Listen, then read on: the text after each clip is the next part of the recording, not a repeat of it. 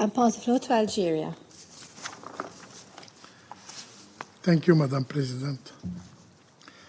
I have the honor to deliver this statement on behalf of the A3, namely Guyana, Mozambique, Sierra Leone, and my own country, Algeria. First, we would like to thank Under-Secretary General Di Carlo, AU High Representative Ibn Shambas, and OCHA Director Worsanu for their briefings.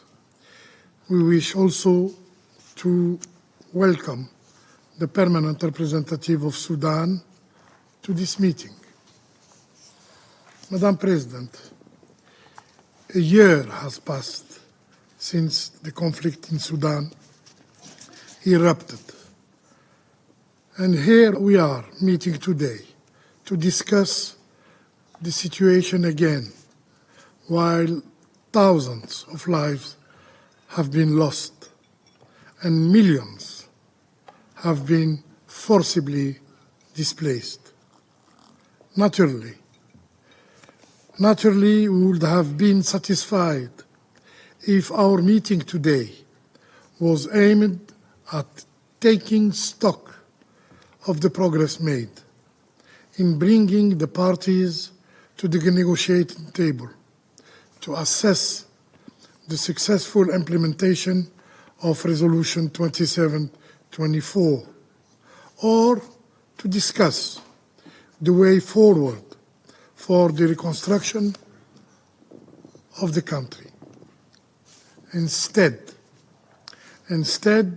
we find ourselves compelled to reiterate our concern about the deteriorating security and humanitarian situation, and to describe what is now the largest displacement crisis in the world. At this stage, we believe it is essential to ask ourselves some serious questions. How did we get to this point? What did not work correctly in the effort deployed on the peace process in Sudan during the recent years, particularly those of the UN? What lessons can we draw from the Council's response to the crisis in Sudan? Did we effectively engage with the Sudanese government and take on board its views? After a year of this appalling situation, we need to find answers to this question, to engage better, and to set Sudan on a path to peace. The non-observance of the ceasefire, the Ramadan ceasefire, by the warring parties is regrettable, but we prefer to cling to the window of hope that the existing frameworks of negotiation will soon bring tangible results. We urge the Council to continue signaling the strong support to this end. The upcoming round of the Jeddah process represents an opportunity which the Sudanese parties must, I repeat, must seize and participate in the negotiation in good faith. We reiterate our appreciation in this regard to the co-facilitators of the process, the Kingdom of Saudi Arabia and the United States, as well as IGAD, which also represent the African Union. This process has gathered, until now, acceptance from the main actors and needs to be preserved.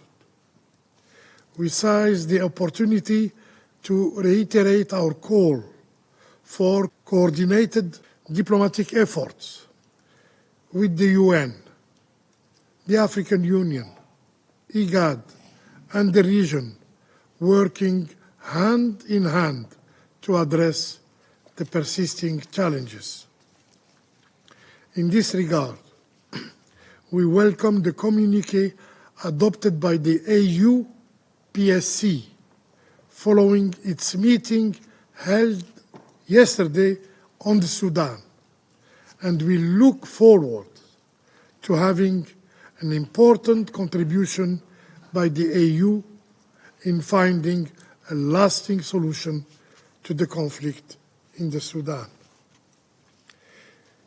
We have also taken note of the convening in Paris of the International Humanitarian Conference of the Sudan and the neighboring countries, and welcome the pledges made by international donors to mobilize more than $2 billion to alleviate the suffering of millions of displaced Sudanese.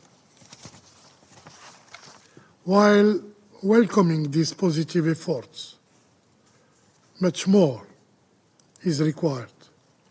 According to OCHA, over $2.7 billion is required to address humanitarian needs in Sudan for the rest of 2024. We, therefore, echo the many calls made by the Secretary General of the United Nations to fully fund the humanitarian response plan to address the acute humanitarian situation, a situation that reached an unprecedented point of distress with the high risk of food insecurity, widespread insecurity, and flagrant human rights abuses, among other atrocities. Sudan, which opened lately its door and showed generosity to thousands of displaced people from the region, deserve our full support during this difficult time. Madam President, it is never enough to call on external donors to abstain from interfering in the conflict in Sudan. We wish to remind that there is a sanction regime in place, and needless to recall the contained provision regarding arms transfer, while reiterating our position that external interference must be publicly and firmly denounced. We strongly urge those involved to desist from such interference and to yield to dialogue, cooperation, and adherence to international law. Before concluding, Madam President, the A3 Plus wishes to underline the following point. It is now more than ever the time for the Sudanese parties to exercise restraint and to reach agreement for a peaceful resolution of the conflict. Obviously, there can be no military solution to this conflict. Our Council has to learn from the past involvement in Sudan